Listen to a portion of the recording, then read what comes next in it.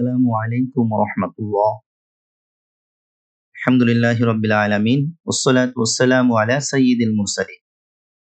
আজকে আমরা গল্পে গল্পে গয়রে মুনসারিফ শিখব ইনশাআল্লাহ।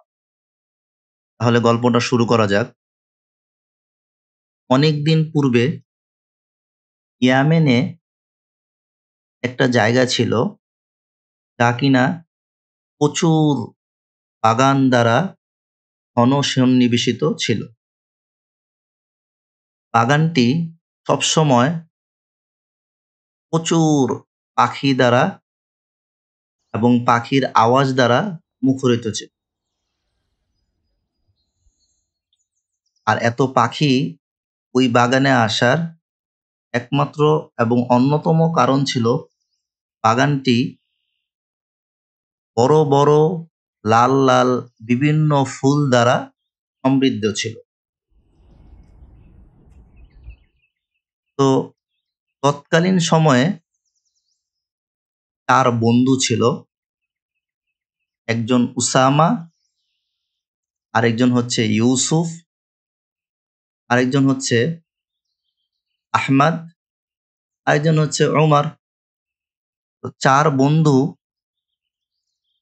বন্ধুই তারা এই বাগান সম্পর্কে জানতে পারল। তখন তারা সিদ্ধান্ত নিল যে আমরা সেই বাগান দেখতে যাব। উসামা বলল, আমি ওই বাগানগুলো ঘুরে দেখতে চাই, তোমরা যাবে? ইউসুফ বলল, চলো যাই। আহমদ বলল, আমিও যাব। আর উমর তার কাজ শেষ করে দৌড়ে এসে বলল, ওয়েট প্লিজ, মানে সেও যাওয়ার জন্য আগ্রহী। তারা রওনা হলো, কিন্তু ঘটনাক্রমে তারা ভুল রাস্তায় রওনা হলো, কেননা তারা কেউই আসল রাস্তাটা চিনত না। আর ভুল রাস্তায় রওনা হওয়ার কারণে তারা এক ধুধু মরুভূমিতে যেয়ে পৌঁছাল। আর সময়টা ছিল রমজান মাস, রমাদান। তারা হাঁটতে হাঁটতে ক্লান্ত হয়ে গেল। ক্লান্ত হয়ে একসময় তারা আশার আলো দেখতে পেল। দূরে তারা একটা উপত্যকা দেখতে পেল। এই উপত্যকার নাম ছিল হাজরামৌত। এই হাজরামৌত উপত্যকার দিকে তারা ছুটে গেল। যখন উপত্যকার নিকটবর্তী হলো, তখন তারা এক কাফেলাকে দেখল। কাফেলার এক মহিলা তাদেরকে দেখতে পেল। তো তারা ততক্ষণে ওই মহিলার নিকটবর্তী হল। ক্ষুধা তৃষ্ণায় সবাই ব্যাকুল। ওসামা বলে উঠল, আমি খুবই তৃষ্ণার্ত। একইভাবে শেষের দিকের যে ওমর ছিল, সে বলল, আমার চেহারা তো হলুদ হয়ে গেছে। তো তখন তাদের এই অবস্থা দেখে ওই মহিলার খুবই দয়া হলো। আর সূর্য ডুবু ডুবু অবস্থা, ইফতারির সময় হয়ে গেছে। তখন তিনি তাদেরকে বললেন, তাড়াতাড়ি তোমরা দুজন দুজন করে আমাদের মেহমান হয়ে যাও। যেহেতু তারা চারজন ছিল, তাই দুজন দুজন করে মেহমান হয়ে যেতে বলেছে। তারা ইফতারি করলো সেই কাফেলার সাথে। অতঃপর তারা আল্লাহ তাআলার কাছে শুকরিয়া আদায় করল। তো এই মুহূর্তে খাওয়ার পরে কাফেলার একজন মুরব্বী তাদেরকে নসিহত করলো যে, বাবা, তোমরা কখনোই রমজান মাসে ঘুরতে আসবে না। রমজান ব্যতীত অন্য দিনগুলোতে ঘুরতে বের হও। এই ছিল আমাদের গল্প। গল্পের যে শিক্ষা, আসল শিক্ষা তো গয়রে মুনসারিফ। আর অন্যতম একটা শিক্ষা হচ্ছে যে আসলে পথ না চিলে গন্তব্যস্থলে রওনা দেওয়াটা ঠিক নয়, বরং গন্তব্যস্থলে পৌঁছানোর পরিবর্তে অন্য স্থানে পৌঁছে যাওয়ার সম্ভাবনা রয়েছে। এই গল্পের প্রতি প্রান্তে প্রান্তে লুকিয়ে রয়েছে গয়রে মুনসারিফ। আমরা এখন শুরু করি। গল্পের মধ্যে 3টা পর্ব রয়েছে। প্রথম পর্ব নিচের এই চিত্রটা আমরা বলেছি ঘন সন্নিবেশিত বাগানসমূহ, যার আরবি হচ্ছে হাদাইকু। আর বাগানটি পাখির কুচকাওয়াজে পরিপূর্ণ ছিল। পাখিরা সবসময় কিচির-মাচির আওয়াজ করছিল। আর পাখি মানে কি আমরা আসাফিরু, ছোট ছোট পাখিসমূহ। বড় বড় ফুল ছিল। যেহেতু ফুল হচ্ছিল মুয়ান্নাস, তাই বড় বড় এর সিফত হবে কুবরা, আকবারুল মুয়ান্নাস। আর লাল লাল ফুল ছিল। আর লাল মানে কি হামরাউ। আচ্ছা, এবার দ্বিতীয় পর্বে এই বন্ধুরা এই বাগানের দিকে রওনা হলো। প্রথম বন্ধুর নাম উসামা। আচ্ছা, দ্বিতীয় বন্ধুর নাম ইউসুফ, তৃতীয় বন্ধুর নাম আহমদ, চতুর্থ বন্ধুর নাম ওমর। তারা রওনা হলো রমাজান মাসে। আর তারা যেই বাগানে পৌঁছানোর কথা সেই বাগানে না পৌঁছে গেছে হাজরামৌত এলাকায়। হাজরামৌত এলাকাতে যখন তারা পৌঁছে গেছে তখন ওসামা খুবই তৃষ্ণার্ত হয়ে গেছে, সে আতশানুন হয়ে গেছে। আচ্ছা, আর ওমরের চেহারা তো পুরা হলুদ হয়ে গেছে, মানে আসফারু হয়ে গেছে। মহিলা তাদেরকে দুইজন দুইজন করে মেহমান হতে বলেছে, মানে সুমানু মাসনা। আর সব শেষে খাওয়া দাওয়ার পর কাফেলার মুরব্বী তাদেরকে বলল যে তোমরা রমজান মাসে ঘুরতে না এসে বরং অন্য দিনগুলোতে ঘুরতে আসবে, অর্থাৎ আইয়ামিন উখার। আচ্ছা, এই প্রত্যেকটা শব্দের মধ্যে আমাদের গয়রে মুনসরিফ গল্পে গল্পে শিখার উপকরণ রয়েছে। তাহলে আমরা শুরু করি। এই প্রত্যেকটা শব্দ কি বোঝাচ্ছে। এই গল্পটা যদি আমাদের খেয়াল থাকে তাহলে শব্দগুলোও খেয়াল থাকবে। আর শব্দগুলো যদি খেয়াল থাকে তাহলে গয়রে মুনসরিফও আমাদের খেয়াল থাকবে। দেখা যাক তাহলে। গল্পের প্রথম পর্বে ছিল একটি বাগান, মানে হাদাইকু। বাগানে ছিল প্রচুর পাখি, মানে আসফিরু, ছোট ছোট পাখি। বাগানের মধ্যে ছিল ফুল, বড় বড় ফুল, মানে কুবরা। আর ফুলগুলোর কালার ছিল লাল, মানে হামরা। তাহলে এবার দেখা যাক। প্রথম যে অংশটা আমরা শুরু করছি, যেহেতু বড় বড় ফুল কুবরা, এই যে আমার ডান দিকে আমি দেখতে পারতেছি কুবরা। কুবরা দ্বারা বোঝানো হচ্ছে। আর আরেকটা সিফত আমরা দেখতে পাচ্ছি যে হামরা।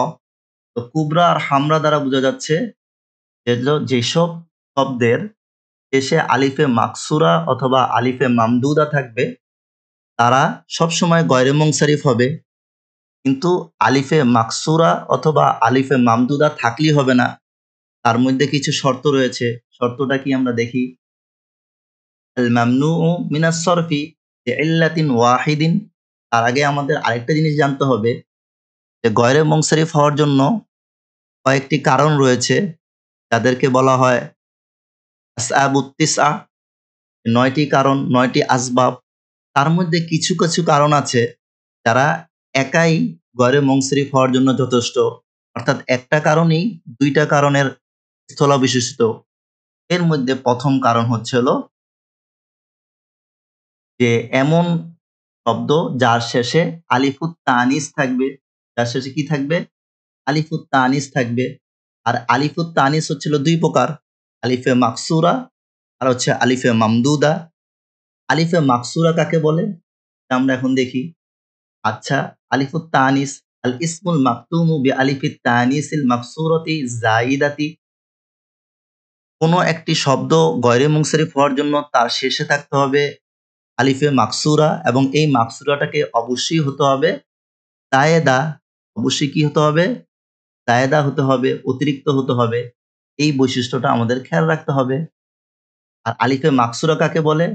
আলিফে মাকসুরা বলে হচ্ছিল আলিফ অথবা ইয়া, এমন আলিফ অথবা ইয়া যার পূর্বে মাফতুহুন মা কবলাহা, যার পূর্বে অবশ্যই একটি জবর আছে বা ফাতাহা আছে। তাহলে আমরা দেখি, যেমন এই যে লাইলা। লাইলা শব্দটা এই যে শেষে ইয়া আসছে যার মধ্যে কোনো ফোঁটা নাই, আর তার পূর্বে ফাতহা আছে, তার মানে এটা হচ্ছে আলিফে মাকসুরা। ঠিক একইভাবে সালমা, ইয়া আসছে তার পূর্বে ফাতহা আছে, তার মানে এটা হচ্ছে আলিফে মাকসুরা। আর এই যে বড় বড় ফুল, তার দ্বারা বোঝাচ্ছিল কুবরা। কুবরা হচ্ছে শেষে আছে আলিফে মাকসুরা, তার পূর্বে আছে ফাতহা।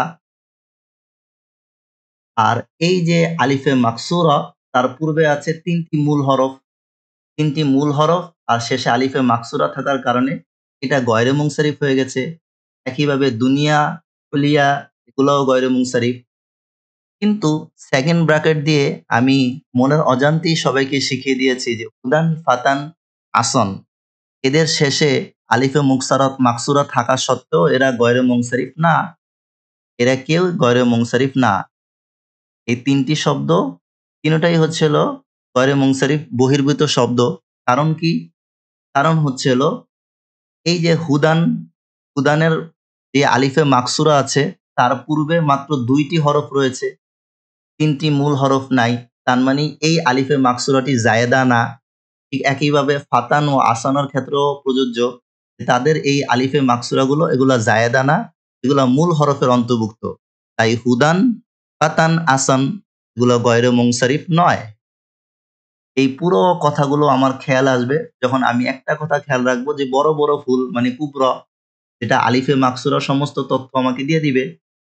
আচ্ছা, হামরা, হামরা আমাকে কি তথ্য দিচ্ছে? আলিফে মামদুদার তথ্য দিচ্ছে। এটাও আলিফে তানিস। আলিফে মামদুদা জায়েদা যদি কোনো শব্দের মধ্যে থাকে তাহলে সেটাও গয়রে মুনসারিফ হয়ে যাবে। আলিফে মামদুদা কি? এই যে আলিফ আমি দেখতে পারতেছি, আলিফ তারপর একটা হামজা থাকবে, তাতি বাদা সালাসাতি আহরুফিন বা সাইদান, এবং এই যে আলিফ এবং হামজাটা অর্থাৎ আলিফে মামদুদা, এটা ৩টি হরফের পরে আসবে অথবা তার চেয়ে বেশি হরফের পরে আসবে। ৩ হরফের কমে আসলে হবে না, অবশ্যই ৩ হরফের পরে আসতে হবে, অথবা ৪ হরফের পরে আসতে পারে, অথবা ৫ হরফের পরে আসতে পারে, তাহলে গয়রে মুনসারিফ হবে। যেমন সহরাউ, আমরাউ, উলামাউ, এগুলো সবগুলা গয়রে মুনসারিফ। কেননা কি? এই যে সহরাউ, এই যে আলিফ আর হামজা আমরা দেখতে পারতেছি, তার পূর্বে কয়টি হরফ আছে? এই যে একটি সদ, একটি হচ্ছিল আ, আর র হচ্ছে একটি, মোট ৩টি হরফ আছে। আলিফে মামদুদার পূর্বে ৩টি হরফ থাকার কারণে এটা গয়রে মুনসারিফ হয়ে গেছে। ঠিক একইভাবে হামরাউ, আলিফ আর হামজা, আলিফে মামদুদার পূর্বে ৩টি হরফ আছে, তাই এটাও গয়রে মুনসারিফ। উলামা, এটাও গয়রে মুনসারিফ। আর সবার শেষে ব্রাকেটে যেগুলো আছে সেগুলো গয়রে মুনসারিফ নয়। কেন গয়রে মুনসারিফ নয়? এগুলাতে আলিফে মামদুদা আছে তারপরেও গয়রে মুনসারিফ নয়। কারণ কি? যেমন ইনশাউ, এই যে আলিফ আর হামজা তার পূর্বে আমরা দেখতে পারতেছি মাত্র ২টা হরফ আছে। অথচ আমরা বলে দিয়েছি যে ৩টি হরফ থাকতে হবে। বাদা সালাসাতি আহরুফিন, ৩টি হরফ নাই, তাই এটা গয়রে মুনসারিফ না। ঠিক একইভাবে আনবাউ, সামাউ, দুআউ, আলিফে মামদুদা সেই স্ট্রাকচারের আগে ৩টি হরফ নাই, তাই এরা কেউই গয়রে মুনসারিফ নয়। আর এই সমস্ত কথাগুলো আমার খেয়ালে আসে পড়বে যদি আমি খেয়াল রাখি যে লাল লাল ফুল, হামরাউ, এই হামরা শব্দের মধ্যে আমার এতগুলো কথা নিহিত রয়েছে। আচ্ছা, পরবর্তীতে আসি আমরা এই বাগানের মধ্যে। ঘন সন্নিবেশিত অনেক বাগান। হাদাইকু, হাদিকতুনের বহুবচন হাদাইকু। হাদাইকু দ্বারা আমার বোঝানো হচ্ছে আরেকটি কারণ, জামুত তাকসির আলা সিগাতি মুনতাহাল জুমুই। যখন কোনো শব্দের তমা আসে মুনতাহাল জুমুতে, তখন সেটা গয়রে মুনসারিফ হয়। আর মুনতাহাল জুমুর ওজন কয়টি? ২টি। এই যে হাদাইকু, এটা এসেছে কোন ওজনে? এটা এসেছে মাফাইলু ওজনে। মাফাইলু, আলিফে জমার পর ২টি হরফ এসেছে। এই মাফাইলু ওজনে যদি কোনো শব্দ আসে তখন সেটা গয়রে মুনসারিফ হয়। এই যে মাফাইলু ওজনে এসেছে হাদাইকু, এটা গয়রে মুনসারিফ। মাসাজিদু, এটা গয়রে মুনসারিফ। কওয়াইদু, এটা গয়রে মুনসারিফ। যখন আমি হাদাইকু, আমার এই বাগানের কথা খেয়াল থাকবে, এই বাগানের ওজনে যা যা এসেছে সবগুলা গয়রে মুনসারিফ, এটা আমার খেয়াল হয়ে যাবে।